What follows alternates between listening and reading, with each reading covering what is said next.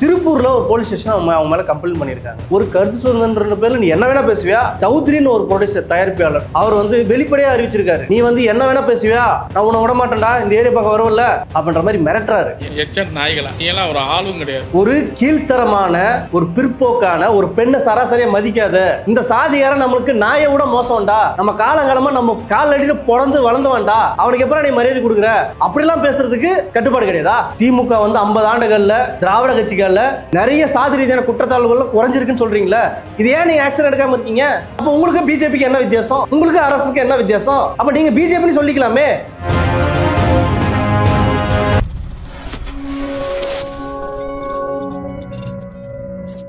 Colour கண்ணாடி voice நேயர்களுக்கு வணக்கம். கோபி சுதாகர் அப்படின்றவங்க தான் இன்னைக்கு தமிழ்நாடு முழுசும் பேசு பொருளாக இருக்காங்க. தமிழ்நாடு முழுசும் எப்படி பேசு பொருளாக இருக்காங்கன்னா, ஒரு சொசைட்டி பாவங்கள்னு ஒரு வீடியோ போட்டாங்க.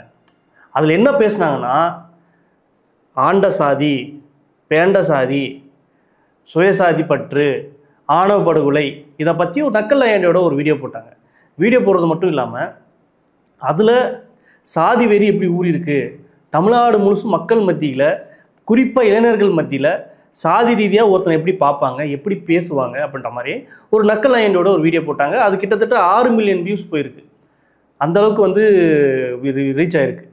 இதை ஒட்டி நிறைய அந்த வீடியோவோட கமெண்ட்ஸில் என்ன பண்ணியிருந்தாங்கன்னா, ஒவ்வொரு ஒரு முக்கியமான பாயிண்ட்டுக்கும் 1000 ரூபாய், 500 ரூபாய், 200 ரூபான்னு சொல்லிட்டு அமௌண்ட் கொடுத்துட்டே இருந்தாங்க. வெளிநாட்டில் இருக்கிறவங்க அந்த அந்த காணொலிக்கு வந்து அமௌண்ட் கொடுத்துட்டே இருந்திருக்காங்க. அதே சமயம் இது எல்லா அரசியல் மட்டத்திலையும் வந்து விவாத பொருளாகவும் இருக்குது. நிறைய அரசியல் விமர்சகர்கள், பத்திரிகையாளர்கள் இந்த வீடியோ வந்து ஷேர் பண்ணுறதா இருக்கட்டும், ஸ்டேட்டஸ் வைக்கிறதா இருக்கட்டும், முடிஞ்ச அளவுக்கு ஷேர் பண்ணுங்க அப்படின்ற மாதிரி சொல்கிறாங்க. ஏன் ஒரு போராட்டத்தை விட இந்த மாதிரியான ஆட்பாமான விஷயங்களை ஏன் ஒரு அரசியல் விமர்சகர்கள் இது ஏன் கையில் எடுக்கணும் அப்படின்னா, அதான் சொல்லுவாங்க, ஒரு ஒரு போராட்டம், ஆர்ப்பாட்டம், மாநாடு பண்ணுறதை விட, மக்கள்கிட்ட சென்றடைறதை விட ஒரு கலை எளிமையாக எல்லார் மத்தியிலும் எடுத்துகிட்டு போயிடும் அப்படின்ற மாதிரி சொல்லிட்டு இருக்காரு. அதுதான் உண்மையும் கூட. ஏன்னா ஒரு பாமரனுக்கு பத்திரிகை கூட படிக்க தெரியாது, இல்லை ஒரு பாமரனுக்கு ஒரு விஷயத்தை எப்படி புரிஞ்சு கூட தெரியாது. ஆனால் ஒரு கலை எளிமை புரிய வச்சிடும். அப்படி தான் கோபி சுதாகர் இந்த சொசைட்டி பாவங்கள்ன்றதில் சாதி வெறி ஒவ்வொருத்தவங்களுக்குள்ளேயும் எப்படி இருக்குது, அது தென் மாவட்டங்களில் நடக்கிற ஒரு குறிப்பிட்ட பகுதியில் சாதி ரீதியான வெறி எப்படி ஊறி போயிருக்கு அப்படின்றத இன்ச்சு பை இன்ச்சாக சொல்லியிருப்பாங்க. ஒரு இளைஞர்களை வந்து சாதி ரீதியாக எப்படி அவங்க பிரைன் வாஷ் பண்ணுறாங்க, சாதி ரீதியாக எப்படி மடைமாற்றம் பண்ணுறாங்க, அதுக்கான பின்னணி காரணங்கள் என்ன அப்படின்றத ஒரு நையாண்டியோட எடுத்திருப்பாங்க. ஒரு நாடகம் மாதிரியோ இல்லை ரொம்ப சீரிச்ச சமுத்திரக்கனி படத்தில் வர பல டைலாக் அடுக்கான டைலாக் கொடுக்குற மாதிரி இருந்தால் கூட புரியாது. ஆனால் ஒரு நையாண்டியோட சொல்லும் போது யாராக இருந்தாலும் பார்க்கலாம், யாராக இருந்தாலும் சிரிக்கலாம். அப்படி ஒரு அழகான ஒரு மேக்கிங்காக அந்த சொசைட்டி பாவங்களில் எடுத்துகிட்டு வந்தாங்க. அது மட்டும் இல்லாமல் இந்த வீடியோ வந்து வைரலான பின்னாடி பல்வேறு சாதி வெறிகளுக்கு வந்து கடுமையான கோபம். நிறைய ஃபேஸ்புக்லையாக இருக்கட்டும், இன்ஸ்டாகிராம்லையாக இருக்கட்டும், இந்த டிஜிட்டல் மீடியாவில் ஆளாருக்கு ஒரு சாதி சங்கத்துக்கு ஒரு குரூப் வச்சுருக்காங்க, யூடியூப் சேனல் வச்சுருக்காங்க. அந்த சேனல்ஸில் டேய் உன்னை சும்மா விட மாட்டேன்டா, உன்னை வெட்ட போகிறேன்டா, நீ ஏரியா பக்கம் வரவில்ல அப்போ பேசிக்கிறேன்டா, டே 200 ரூபாய் ஊப்பி உன்னை விட மாட்டேன்டா அப்படின்ற மாதிரி எல்லா இடத்துலையும் கமெண்ட்ஸையும் தெரிவிக்க விட்டுருந்தாங்க. இது உச்சக்கட்டம் அடைய என்ன நடந்திருக்குன்னா, திருப்பூரில் ஒரு போலீஸ் ஸ்டேஷன் அவங்க மேலே கம்ப்ளைண்ட் பண்ணியிருக்காங்க. அதே சமயம் பல்வேறு இடங்கள்ல கம்ப்ளைண்ட் பண்ணியிருக்காங்க. ஒரு கருத்து சுதந்திரன்ற பேரில் நீ என்ன வேணா பேசுவியா, நீ என்ன செய்வியா, என் சாதியை வந்து கொச்சப்படுத்துற, தேவர் இனத்தை கொச்சப்படுத்துற அப்படின்னு சொல்லி ஒரு சௌத்ரின்னு ஒரு ப்ரொடியூசர் தயாரிப்பாளர் அவர் வந்து வெளிப்படையாக அறிவிச்சிருக்காரு, நீ வந்து என்ன வேணா பேசுவியா, நான் உன்னை விட மாட்டேன்டா, இந்த ஏரியா பக்கம் வரவில்ல அப்படின்ற மாதிரி மிரட்டுறாரு. காவல்துறை என்ன இதுக்கு அஞ்சுதா அப்படின்னு ஒரு கேள்வி வருது. ஒரு சமூகம் எப்படி இருக்கணும், ஒரு அறிவியல் சிந்தனையோட ஒரு முற்போக்க பார்வையாக இருக்கணும். ஆனால் இந்த மாதிரியான கருத்துக்களை வந்து கருத்து சுதந்திரன்ற பேரில் எல்லாத்துக்கும் அனுமதிக்குது. அப்போ அதை அனுமதிக்கும் போது இயல்பாகவே சாதி ரீதியான மோதல்களும் சாதி ரீதியான வன்முறைகளும் பள்ளிக்கூடங்களை பார்க்குறதா இருக்கட்டும், பொதுவெளியில் பார்க்குறதா இருக்கட்டும், இப்படி பல்வேறு இடங்களை பார்க்க தானே படும். ஏன் இது பல்வேறு விஷயத்துக்கு ஊடகங்களில் கட்டுப்பாடு விதிக்குது இல்லை, நீ அதை பேசக்கூடாது, இதை பேசக்கூடாது அப்படின்னு கட்டுப்பாடு விதிக்குது இல்லை, இதுக்கு ஏன் கட்டுப்பாடு கிடையாது? ஊடகங்களில் ஏன் கட்டுப்பாடு கிடையாது நான் கேட்குறேன். யூடியூப்லையா இருக்கட்டும், இன்ஸ்டாகிராம்லையா இருக்கட்டும், ஆபாசமான வீடியோ எவ்வளோ கொட்டி கிடக்குது சார், அதுக்கெல்லாம் கட்டுப்பாடு கிடையாது. ஆனால் இந்த ஏதாச்சும் ஒரு சமூகத்துக்கு சூப்பரான அருமையான விஷயம் பேசிட்டா உடனே அது கட்டுப்பாடு விதி, அது தடை பண்ணு, அது விடாத, என் சமூகத்தை புண்படுத்துகிறது அப்படின்னு சொல்கிறாங்க. ஒரு கீழ்த்தரமான, ஒரு பிற்போக்கான, ஒரு பெண்ணை சராசரியாக மதிக்காத அந்த பொண்ணு வந்து நமக்கு அடிமடா, இந்த சாதியாரம் நம்மளுக்கு நாயை விட மோசம்டா, நம்ம காலங்காலமாக நம்ம கால் அடியில் பிறந்து வளர்ந்தவன்டா, அவனுக்கு எப்பறம் நீ மரியாதை கொடுக்குற அப்படிலாம் பேசுறதுக்கு கட்டுப்பாடு கிடையாதா? இப்போ இந்த மாதிரியான விஷயங்கள்ல இந்த மாதிரி வீடியோ போடுறோம்னா உடனே அரெஸ்ட் கைது பண்ணு.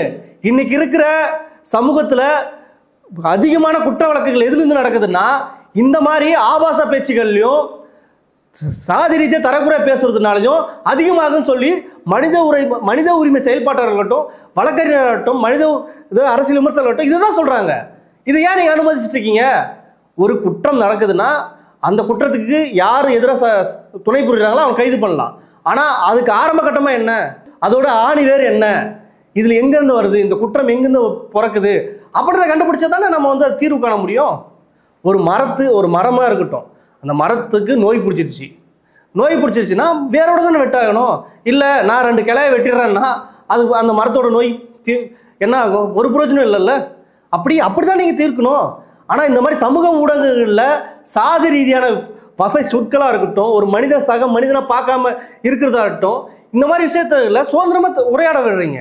இதெல்லாம் கருத்து சுதந்திரம் கிடையாது. சமூகத்தை மேலும் மேலும் கருத்து சுதந்திரமாகவும் முற்போக்காகவும் சமத்துவமும் பேசக்கூடியவங்களை அழிக்கிற வேலைகளை செஞ்சுட்டு இருக்கீங்க.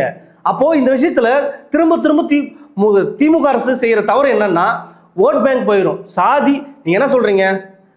திமுக வந்து 50 ஆண்டுகளில் திராவிட கட்சிகளில் நிறைய சாதி ரீதியான குற்றத்தாழ்வுகள் குறைஞ்சிருக்குன்னு சொல்கிறீங்களே, இது ஏன் நீங்கள் ஆக்ஷன் எடுக்காமல் இருக்கீங்க? ஏன் நடவடிக்கை எடுக்காமல் இருக்கீங்க? உங்களுக்கு சாதி ஓட்டு தான் முக்கியமா? மக்கள் அமைதியோ, மக்களோட முன்னேற்றமோ, ஏற்றத்திலோ சமூகமோ அப்படியெல்லாம் வெறும் வெற்று வார்த்தை தானா? அப்போது சராசரியில் இருக்காதா உங்களுக்கு? அப்போது திமுக அரசு, திரும்பவும் சொல்கிறேன், திமுக அரசு சாதி ரீதியான பிரச்சனைகளுக்கு துணை போகுது. என் ஓட் பேங்க் வந்துடக்கூடாது அப்படின்றதுக்கு. அப்போ உங்களுக்கு பிஜேபிக்கு என்ன வித்தியாசம்? உங்களுக்கு அரசுக்கு என்ன வித்தியாசம்? அப்போ நீங்கள் பிஜேபின்னு சொல்லிக்கலாமே. தாவேகாவாக இருக்கட்டும், இல்லை மற்ற கட்சிகளாக இருக்கட்டும், நீங்கள் மறைமுகமாக கூட்டணிக்கிறது சொல்கிறதுல என்ன தப்பு? அது சரிதானே அது? அப்போது இந்த மாதிரி விஷயங்களை உடனடியாக நடவடிக்கை எடுத்தாகணும். இல்லைன்னா இந்த பிரச்சனை தீவிரமாகும். இது வந்து திமுகவுக்கு பேக் ஃபயர் ஆகும். ஏன்னா கோபி சுதாகரவை நேரடியாக மிரட்டுறாங்க. மிரட்டுறது மட்டும் இல்லாமல் நீ உன்னை விட மாட்டேன்னான்னு பேசுகிறான். உங்கள் அரசை நோக்கியோ, உங்கள் கட்சி உறுப்பினரை நோக்கியோ உங்களை ஏதாவது ஒருத்தர் தவறாக பேசுனா உடனே கைது பண்ணுறீங்களா? அப்போது சாதாரண மக்களுக்கும் அதே நிலைமை தானே இருக்கணும். ஏழைக்கு ஒரு சட்டமும் பணக்காரன ஒரு சட்டமும் இருந்தால் இதுதான் ஜனநாயகமா? இதுதான் சுதந்திரமா அப்படின்னு கேள்வி வருதுல்ல. அப்போது திரும்பவும் சொல்கிறோம், இந்த மாதிரி விஷயத்துக்கு நடவடிக்கை எடுத்தால் மட்டும்தான். கோபி சுதாகர் மாதிரி பல்வேறு பேர் வீடியோ போடுறாங்க. அவங்க என்ன வெட்டு குத்துன்னு சொன்னாங்களா? அடி மற்றவனை அடி, துன்புறுத்து, சாதி பாருன்னு சொன்னாங்களா? பார்க்காதுன்னு சொல்கிறான். சமூகத்தில் அமைதியாக இருங்கடா, படிச்சுட்டு வேலையை பாருங்கடா. உலகம் இது மட்டும் கிடையாதுடா, எங்கெங்க வெளியே பல்வேறு உலகத்தில் இருக்காங்க. நிறைய நாடு, ஜப்பான் அதை கண்டுபிடிக்கிறான், அமெரிக்கா இதை கண்டுபிடிக்கிறான்னு போய் பாடுறா. சாதின்னு சாகாதுரா அப்படின்னு சொல்கிறான். இது தப்பாங்க. இதுக்கு எதிராக ஒரு வீடியோ, இதுக்கு எதிராக வந்து ஒரு போலீஸ்லாம் வந்து கம்ப்ளைண்ட் பண்ணுறான். போலீஸ் கூட இதை வாங்கக்கூடாது, அதான் நம்ம சொல்கிறோம். அதே சமயம் இந்த மாதிரி விஷயத்துக்கு நடவடிக்கை எடுக்கணும். எடுத்தால் சமூகம் அமைதியாகும் அப்படின்றதான் என்னோட பதிவாக இருக்குது. மற்றொரு பதிவு சந்திப்போம். நன்றி, வணக்கம்.